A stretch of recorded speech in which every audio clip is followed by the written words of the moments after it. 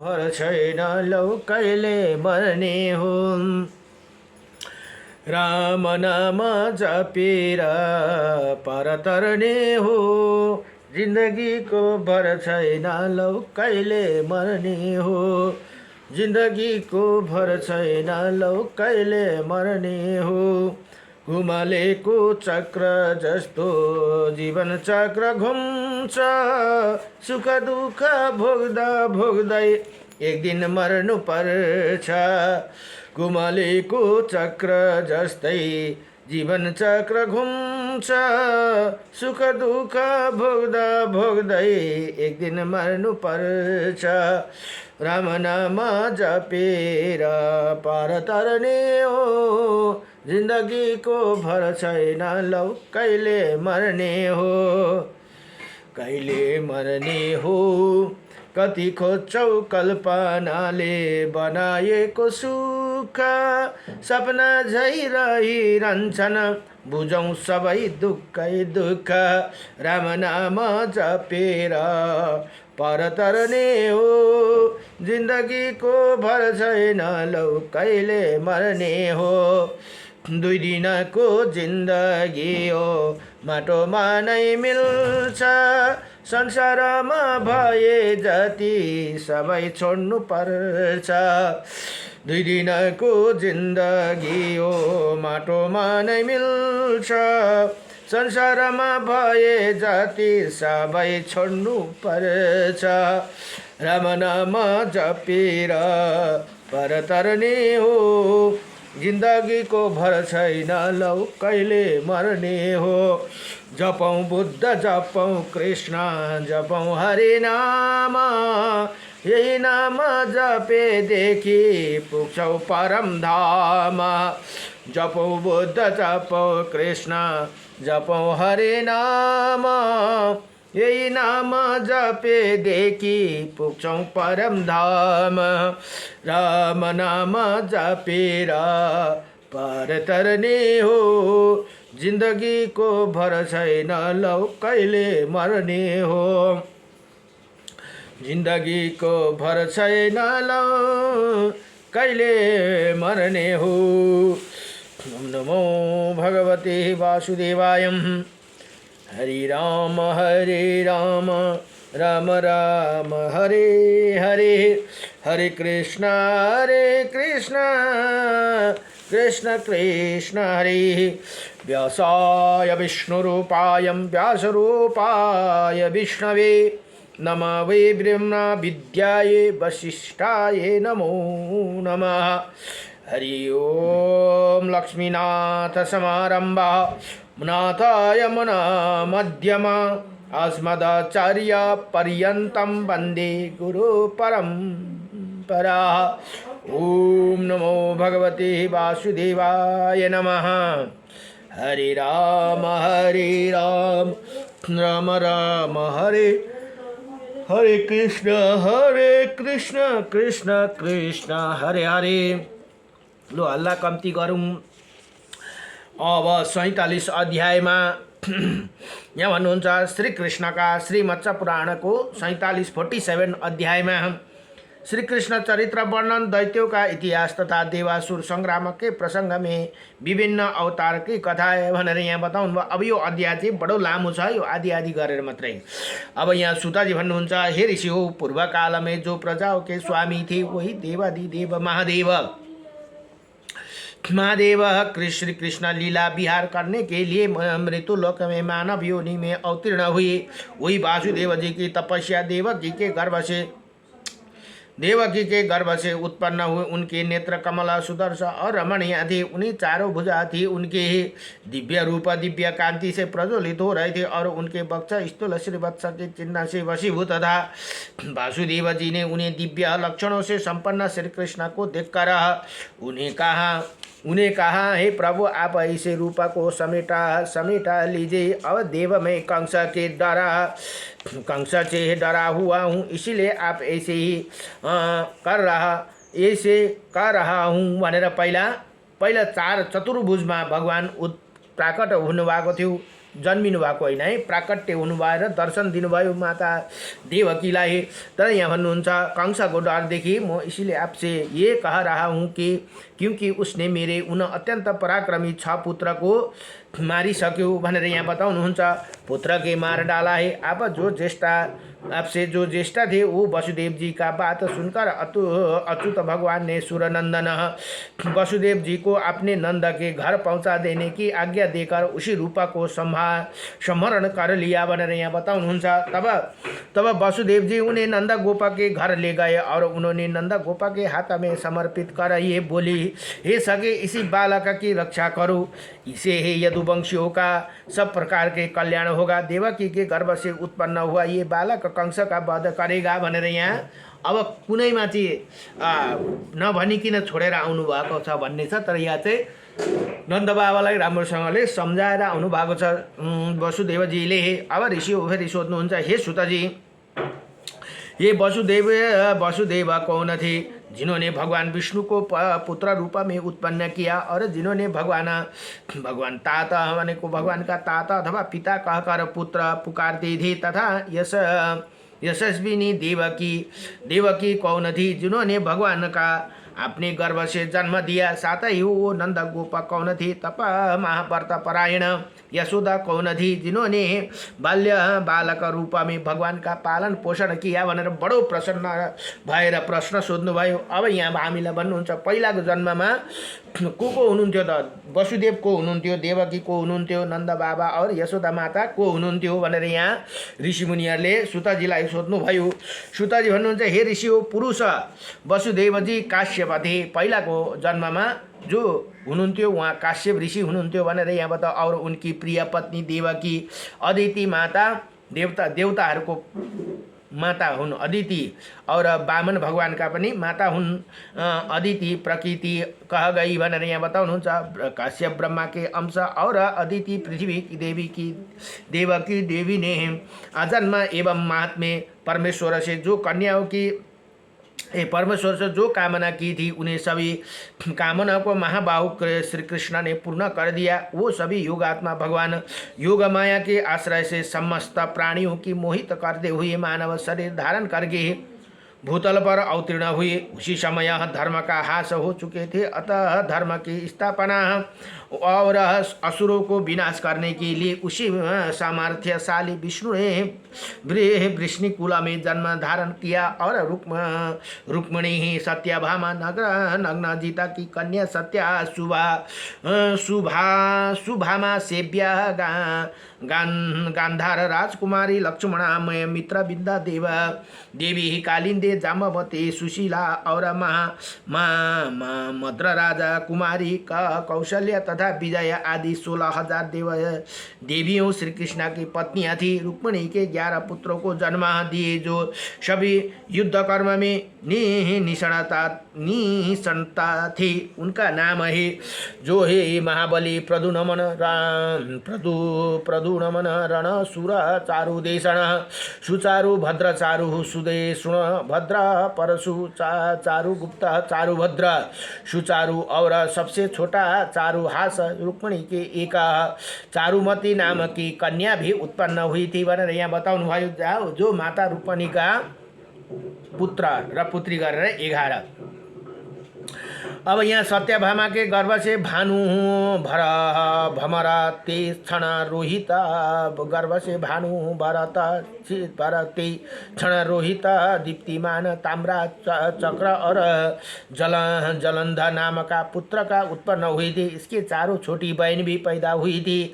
जाम्बवती के संग्राम शोभी माँ सांबा नाम का पुत्र पैदा हुआ। श्रेष्ठ सुंदर मित्र बिंदा ने मित्रबान और मित्र बिंदा को तथा नग्न जीता सत्या ने मित्रबाहु और सुनीता को पुत्र के रूप में जन्म दिया। इसी प्रकार अब पत्नियों से वो भी हजारों पुत्रों की उत्पत्ति समझ लीजिए।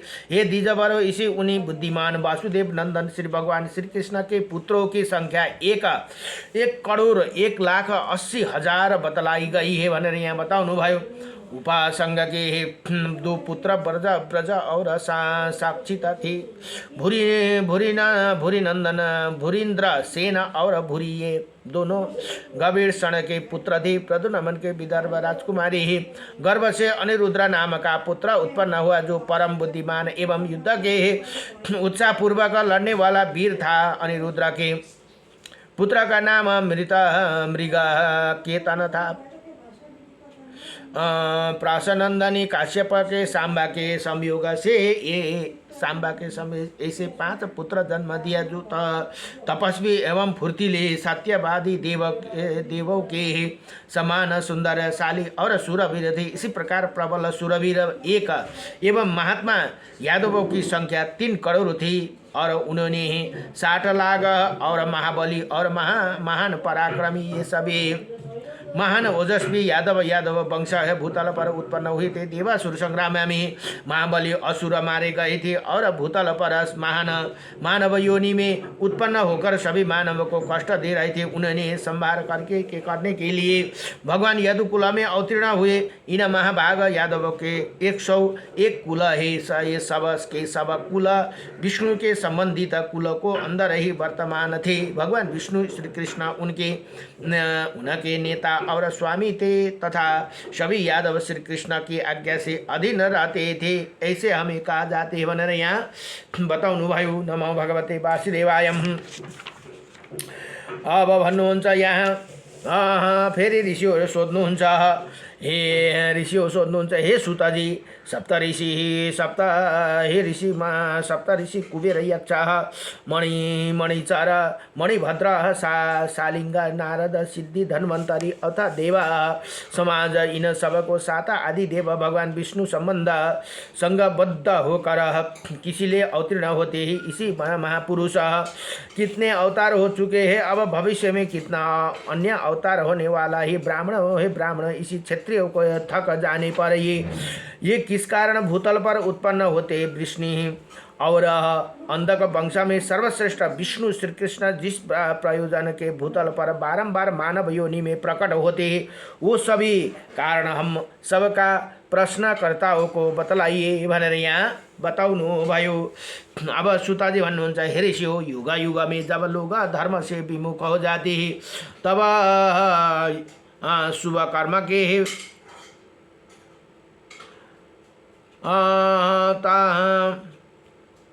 युग में लोग धर्म से विमुख हो जाते हैं तथा शुभ कर्म के विशेष रूप से शीतलता आ जाती है। वही भगवान विष्णु अपने दिव्य शरीर त्याग कर भूतल पर मानव योनि में प्रकट होते हैं।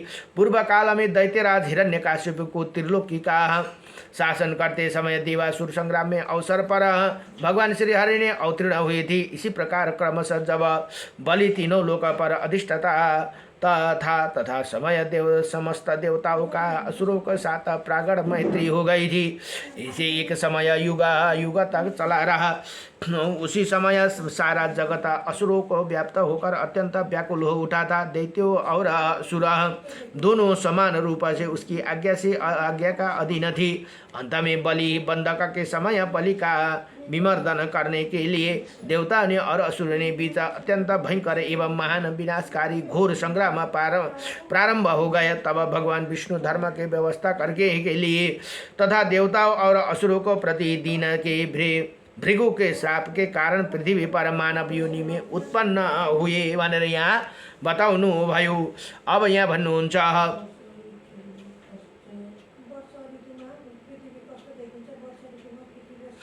यहाँ ऋषि फेरि सोध्नुहुन्छ, सुताजी उस समय भगवान विष्णु देवताओं और असुरों के लिए अपने आप इसी अवतार रूप कार्य में किसे प्रवृत्त हुए थे तथा वो देवासुर संग्राम जिन प्रकार हुआ था वो सब हम लोगों को बताइए भनेर यहाँ बताउनुहुन्छ। अब सुताजी भन्नुहुन्छ, हे ऋषि हो, पूर्व काल में बराह आदि 12 अत्यंत भयंकर देवासुर संग्राम भाग प्रति को निमित्त हुए थे। ये सभी युद्ध संडा मार्का के पौरी हत्या काल में घटित हुए थे। बतलाए जाते हैं कि संक्षेप में नाम निर्देश अनुसार उनका वर्णन कर रहा हूँ। मुनि सुनिए प्रथम युद्ध नरसिंह अवतार में, दूसरा वामन भगवान की जय, तीसरा बराह भगवान की जय, और चौथा अमृत मंथन के अवसर पर, पांचवा अमृत मंथन के अवसर पर धन्वंतरी भगवान, पांचवा तारकमय संग्राम घटित था। इसी प्रकार छठा युद्ध अड़ाबी का,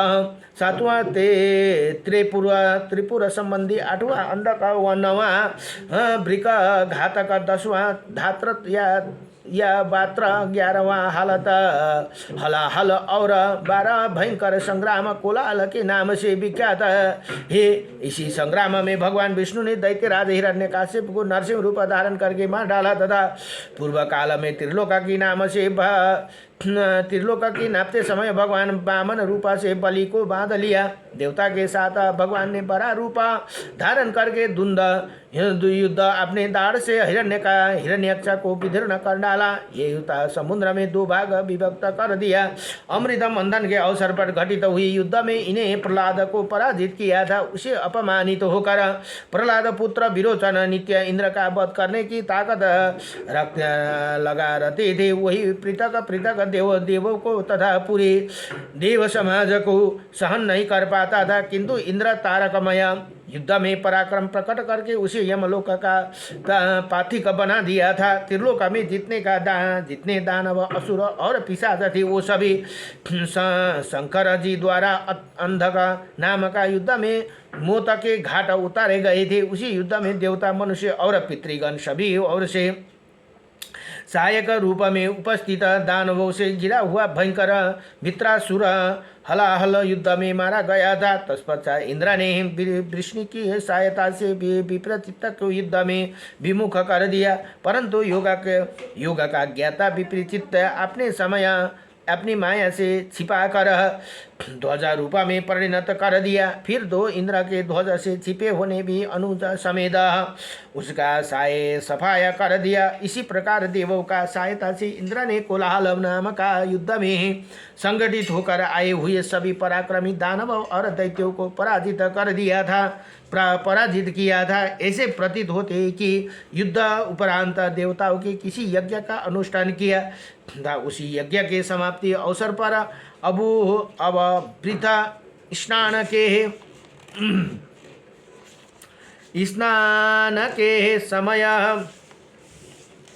समय और अमर का नाम का दे दैत्य पुरोहित सांड और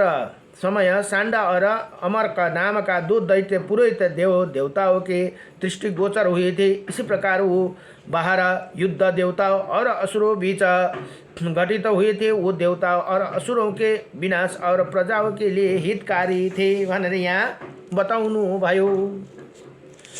नमो भगवते वासुदेव। 1 2 3 4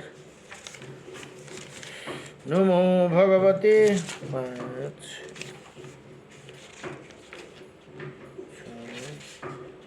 7 8 9 10 11 15 र यहाँ भन्नुहुन्छ पूर्वकालमे राजा हिरण्यकाशिप 1 अरब 7 करोड़ 20 लाख 80,000 वर्षों तक त्रिलोक के ऐश्वर्य का उपभोग करता हुआ सिंहासन पर विराजमान था। तदंतर पराक्रमी बलि राजा हुए। इनका शासन काल में 2 करोड़ 70,000 वर्षों तक जितने समय तक बलि का शासन काल था उतने काल तक प्रहलाद अपने अनुयायी असुरों के साथ निर्विघ्न मार्ग पर अवलंबित रहने इसी महान ओजस्वी 3 दैत्यों का असुरेन्द्र इन्द्र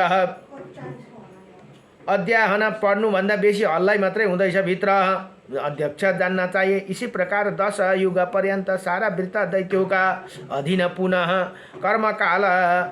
काल कर्म अनुसार गत युद्ध में प्रहलाद के मारे जाने का पर्याप्त कर्म से त्रिलोक की राजा इंद्र के हाथों में ये आ गया। उसी समय 10 युगांत का विषय शत्रुहीन तथा इंद्र निश्चंता पूर्वक त्रिलोक का पालन कर रहे। उसी समय शुक्राचार्य असुर को परित्याग कर एक देव यज्ञ में चले आए। इसी प्रकार यज्ञ के अवसर पर शुक्राचार्य की देवताओं के पक्ष में गाया हुआ देखकर दैत्यों ने शुक्राचार्य को उपलम्ब हो देते हुए कहा, हे गुरुदेव, आप हम लोगों के देखते देखते हमारे राज्य को छोड़कर देवताओं के यज्ञ में कहें क्यों चले गए? अब हम लोग यहाँ किसी प्रकार ठहर नहीं सकते, अतः रसताल में प्रवेश कर जाऊंगा। दैत्य इसी प्रकार गिड़गिड़ाने पर शुक्राचार्य उन दुखी दैत्यों को मधुर वाणी से सांत्वना देते हुए बोले, हे असुरो, तुम लोग डरो मत, मैं अपने तेजो बल पुनः तुम लोगों को धारण करूंगा, अर्थात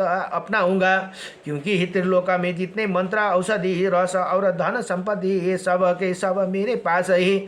इनका चतुर्थ ही देवताओं का अधिकार में है। ये सारा तुम लोग प्रदान कर दूंगा, क्योंकि तुम लोगों को लिए मैंने उन्हें धारण कर रखा हूँ भनेर यहाँ शुक्राचार्य, किनभने उनका पास मृत्यु सञ्जीवनी विद्या थियो, उनले मरेको मान्छेलाई फेरि जीवित गर्न सक्दछन्।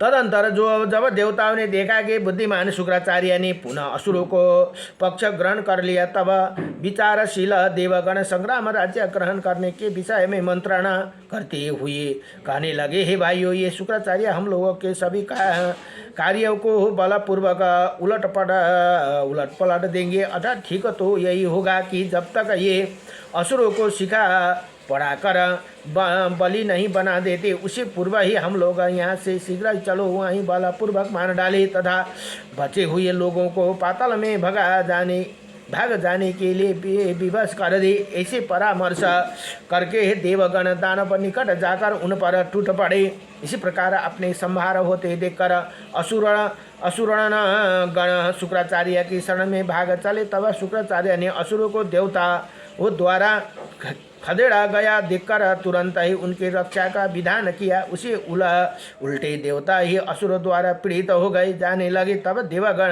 देवगण वहाँ शुक्राचार्य के निशंक भाव से स्थित देखकर असुरों को सामने हट गए। तदंतर ब्राह्मण शुक्राचार्य पूर्व में घटित हुए वृत्तांत का स्मरण करते हुए बहुत सोच विचार कर असुरों को हितकारक वचन बोले। असुरों से भी वामन द्वारा अपने 3 पगों से बलि द्वारा शासित संपूर्ण त्रिलोक का राज्य छीन लिया गया। बलि बांध लिया गया, जम्बासुर का वध हुआ और विरोचन का भी निदान हुआ। इसी प्रकार 12वें युद्ध में तुम लोगों को जो प्रधान महाबली असुर थे, वो सभी देवता द्वारा तरह तरह के उपायों से आश्रय लेकर मार डाले गए। अब थोड़ा बहुत तुम लोग शेष हो गए हो, अतः मेरे विचार है कि अभी तुम लोग युद्ध बंद कर दो और काल के विपर्य को देखते हुए चुपचाप शांत हो जाओ। पीछे में तुम लोगों को नीति बताऊंगा। मैं आज ही विजय प्रदान करने वाले मंत्री की प्राप्ति के लिए महादेव जी के पास जाऊंगा। जब मैं देवाधिदेव महेश्वर ने उन्हें अमोघ मंत्र का प्राप्त करके लौटूंगा, तब पुनः मेरे संयोग से तुम लोग देवताओं के साथ युद्ध करना और उसी समय तुम्हें विजय प्राप्त होगे भनेर यहाँ यसरी बताउनु भयो। यति भनेर आज 1 देखि लिएर 75 सम्म श्लोकसम्म यहाँ पुरा भयो। अब भोलिको पाठ, यो पहिलो पाठ, भोलि फेरि दोस्रो पाठमा मात्रै सकिन्छ। यो लामो अध्याय भएकोले गर्दा